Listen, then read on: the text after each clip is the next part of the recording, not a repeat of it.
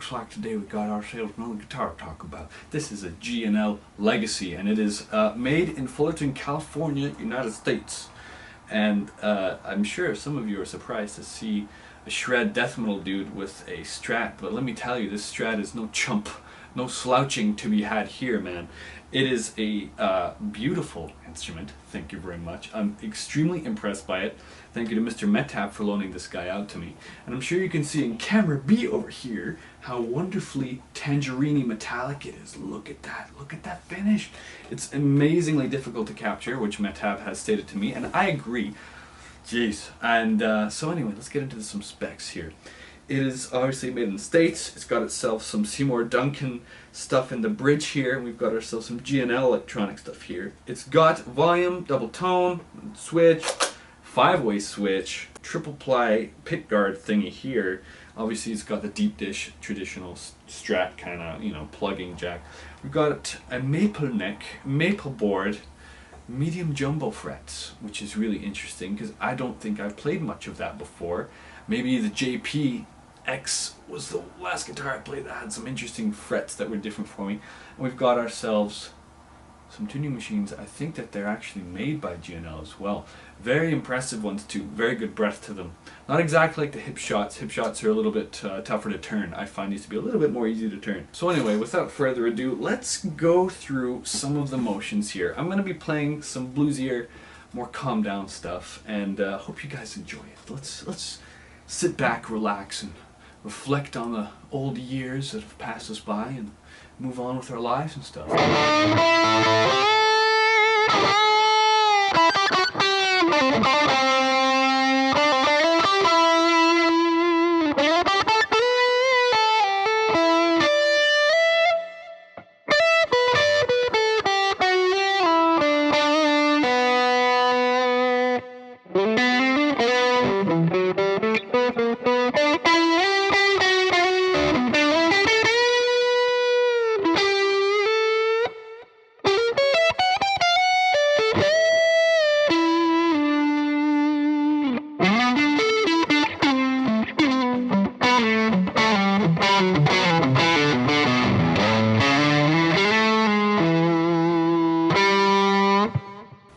Obviously, for blues, man, this is fantastic. What an easy to play guitar. It's as if they got a neck from an old Charvel and just stuck it on a Strat, made sure that it was from the 60s or 70s, and now you've got yourself some epic sounding tones. It's absolutely unbeatable. I have to say, the finish is really, really solid. It feels thick, but not super plasticky like you would find on other kinds of guitars. It feels like they just put on a good amount of paint on the alder here, and it just kicks ass. So let's talk a little bit about the saddles here. These were apparently brass forged saddles? Brass in the first place, impressive. Forged brass just sounds super badass. It sounds very metal for such a vintagey styled guitar. So anyway, I find that to be impressive. I think that that definitely helps with the sustain of the notes. Simply because that's just the way that the metal seems to work. You can always know when you're playing a cheap Floyd Rose, for example, and the metal is kind of getting chewed up, and then when you get to a real Floyd Rose, it just feels very different, and that's because of the metal used in the construction of the saddles, right? And this isn't exactly a Floyd Rose, it's still a trem, and obviously it sounds different, I'm sure, than a cheapo Strat that's $150, you know what I mean? So it seems like they put really good parts in their guitars, is what I'm really getting at ultimately. So thank you to Mr. Metap, by the way, for loaning me this guy. This is a fantastically fun instrument to play. As I'm sure you guys saw in my Yngwie Malmsteen cover, I just could not stop myself. I had to play that. It was just way too demanding, basically. I had to play Yngwie because it's a Strat, and that's it. Okay, so yeah. Now let's go into some of the clean stuff. Obviously I'll do the same thing like I just did with the distorted kind of bluesy-ish tone that I just had. I'll go through all the pickups, and let's just see how she sounds, mate. So starting on the bridge, we're going to go through all of them, and I hope you enjoy.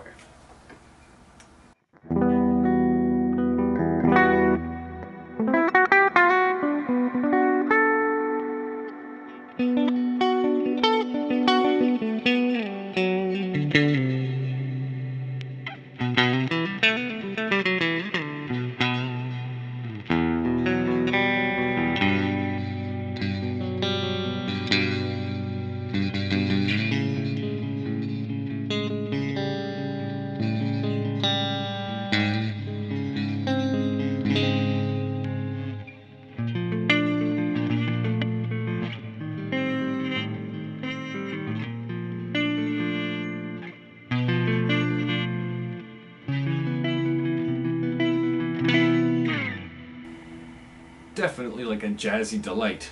I'm not huge on lower output pickups just because that's not what I play, and it is a little weird for me, so I apologize if this isn't exactly as bluesy or as funky as it could be.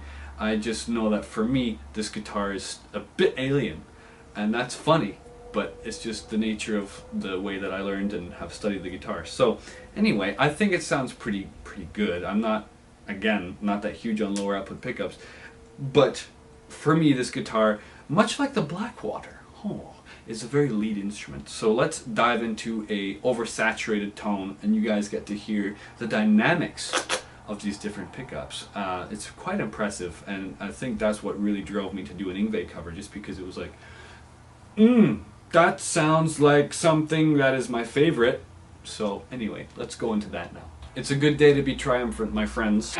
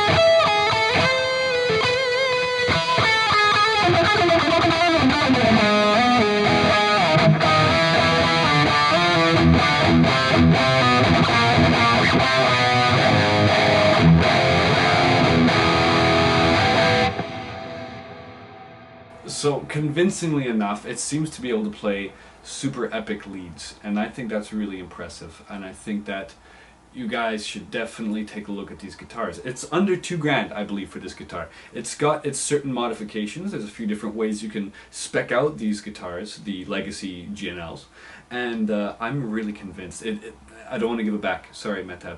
You're going to have to, hire a SEAL team to get it back. That's it, because it's just too much fun to play. So, yeah. No, I'm going to give it back, don't worry about it. But I do love this guitar, and I really hope that it gets utilized often, because it's just way too fun. That tone though, bro, that tone. I think that fact that it's all maple, it doesn't even look like there's a maple fretboard. I mean to say, it looks like the whole damn thing is maple and that's it, and it makes it super, super fun and exciting to play.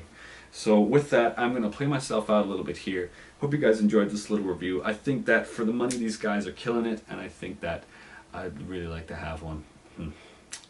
Anyway, all the tonalities have been brought to you by shredders who can't seem to blues.